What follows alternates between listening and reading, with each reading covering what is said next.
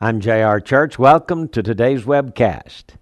This weekend, Jews all over the world will be celebrating Purim. And according to a report here, 10,000 Jews are planning to visit the Temple Mount.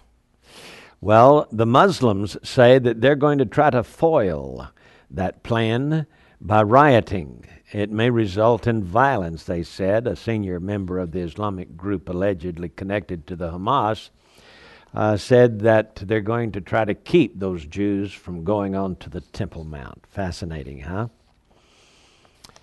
Russia has said that it will supply the S-300 missiles to Iran. Deputy Foreign Minister Sergei Ryabok tells Interfax news agency there is a contract to supply these systems to Iran and we will fulfill it. Meanwhile, there are certain Muslim groups that are advising traveling Muslims to avoid the body scans, to submit to a pat-down rather than to go through the body scan machines. And another article says that Americans are stocking up to be ready for the end of the world. I don't know about that, but because of terrorism and other factors, there's a lot of food stocking up. Not a bad idea to have a little extra food on hand. But here's the main report I want to give to you. A new report predicts a boost in biometrics in Europe. Biometric entrance systems at school cafeterias, fingerprint scanners to start car engines, or face recognition systems on buses could become an everyday reality for Europeans, a new research paper suggests. Biometrics, shades of the mark of the beast. This article from the Jerusalem Post says biometric law in Israel will make identity theft harder. According to Meir Sheetrit, a member of the Kadima Party and the architect of the country's biometric ID law and former Minister of Intelligence Services, told the Jerusalem Post last Thursday that effective use of biometric data could have prevented the apparent theft of identities. Sheetrit said that the identification documents, identity cards, and passports that would come into use as a result of his law would be impossible to forge. He said, quote, people attacked the law because they were afraid that someone could break into the biometric database and steal identities. Arguing, he said, that actually it would be harder, not easier, once that law went into effect. He said someone could steal a biometric identity card but simply could not make their fingerprint match the one stored in the government's databases. He said once we have the smart chip in passports and identification cards, we will finally be part of the developments that we're beginning to see throughout the world.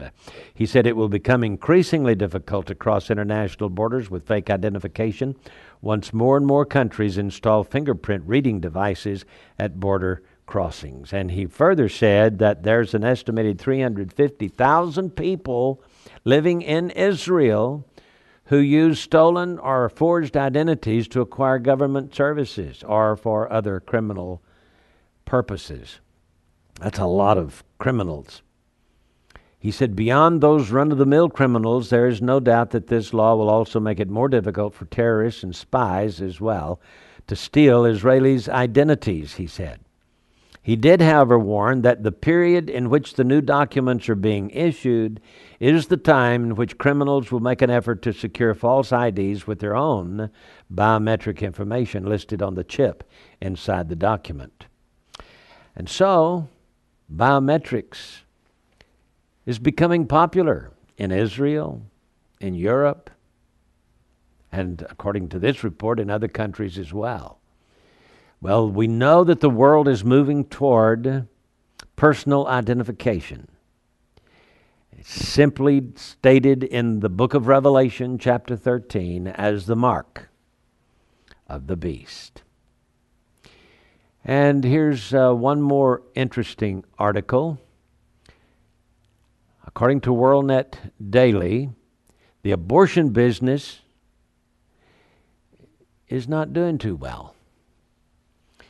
For example, in the last 5 months, and by the way, there are only 710 abortion clinics in the United States. 710. That's it. Only 710. In the last 5 months, 5 of them have gone out of business because they just don't have enough business. Meanwhile, however, 2 new clinics were opened by Planned Parenthood. And one was in Houston, the other in Portland, Oregon. But here's the kicker. Planned Parenthood has received over $2 billion in the last few years tax money. Yeah. $300 million a year.